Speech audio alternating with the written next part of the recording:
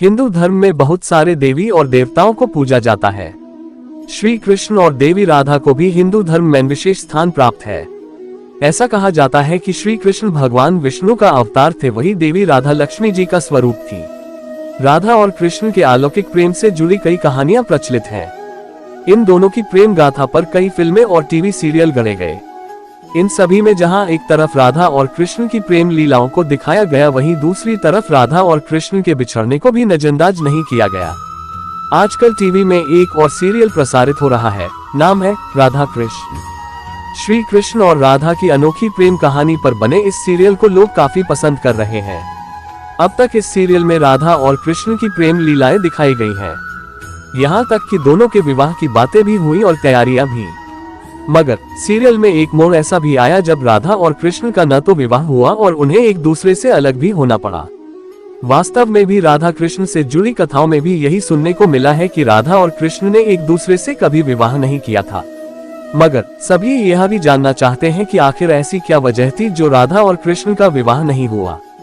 की शुरुआत में ही दिखाया गया था कि भगवान श्री कृष्ण के परम भक्त श्रीधामा जब उनके दर्शन के लिए गोलोक पहुंचते हैं तो वह अपने आराध्य को पुकारते हैं। बहुत पुकारने पर भी उन्हें श्री कृष्ण के दर्शन नहीं होते हैं। तब वह नारद जी के पास जाकर इसका कारण पूछते हैं। नारद उन्हें बताते हैं कि आप अधूरा नाम ले रहे हैं। गोलोक में श्री कृष्ण से पहले आपको श्री कृष्ण प्रेमिका राधा रानी का नाम लेना होगा। श्रीधामा को नारद मुनि की बात समझ नहीं आती है। वह किसी तरह से अपने आराध्य के दर्शन करते हैं, उन्हें भोग में माखन चढ़ाते हैं। मगर जब श्रीधामा देखते हैं कि राधा उन्हें अपना झूठा माखन खिला रही है तो उन्हें क्रोध आ जाता है। वह श्री कृष्ण से पूछते हैं कि प्रेम और भक्ति में क्या श्रेष्ठ है। तब श्री कृष्ण अपने भक्त को द्वारपाल बनाकर विश्राम करने चले जाते हैं और वही सोचते हैं कि प्रेम और भक्ति में क्या श्रेष्ठ है। श्री कृष्ण को जब कुछ समझ नहीं आता तो वह राधा को याद करते हैं और राधा भी उनके पास दौड़ी चली जाती है। मगर श्रीधामा उन्हें अंदर नहीं जाने देते। दोनों में तर्क होता है।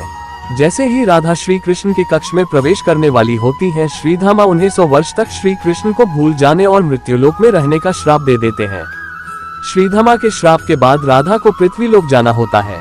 श्री कृष्ण भी अपनी राधा से मिलने के लिए पृथ्वी पर जन्म लेते हैं। मगर राधा को गोलोक का कुछ भी याद नहीं होता। भले राधा को गोलोक के बारे में कुछ भी याद नहीं होता, मगर श्री कृष्ण उन्हें कभी सपने तो कभी अपनी आंखों में गोलोक के दर्शन कराते रहते हैं। राधा को भी श्री कृष्ण से प्रेम हो जाता है। मगर राधा के बाल सखा एवं महापंडित उग्रपद के पुत्र आयान को भी राधा से प्रेम होता है। वह राधा को हासिल करने के लिए श्री कृष्ण को मारने का प्रयास करता रहता है। राजा कंस के साथ मिलकर वह श्री कृष्ण को राधा से दूर करने के लिए एक के बाद एक असुर बुलाता है, मगर राधा कृष्ण को अलग नहीं कर पाता है। तभी एक घटना के दौरान राधा के पिता को अपने परम मित्र उग्रपद को वचन देना होता है कि वह जीवन में एक बार उग्रपद की किसी एक मांग को जरूर पूरा करेंगे। मौका आने पर उग्रपद अपने बेटे आयान का विवाह राधा से करने की बात रखते हैं। मगर राधा के पिता राधा का विवाह श्री कृष्ण से ही कराना चाहते हैं और अपना वचन पूरा नहीं कर पाने के लिए वह संन्यास लेने की घोषणा करते हैं। तभी श्री कृष्ण को गोलोक में श्रीधामा द्वारा राधा को दिया श्राप याद आता है। श्री कृष्ण इस बात का जिक्र राधा से करते हैं और विवाह को न करने की बात रखते हैं। इसके साथ ही वह राधा को पुत्री धर्म निभाने के लिए भी कहते हैं। राधा अपने पिता का मान रखने के लिए श्री कृष्ण की जगह अपने बाल सखा आयान से विवाह कर लेती है और श्री कृष्ण भी अपना कर्म करने के लिए वृंदावन से मथुरा चले जाते हैं। इस तरह राधा और कृष्ण कभी भी एक दूसरे से विवाह नहीं कर पाते हैं।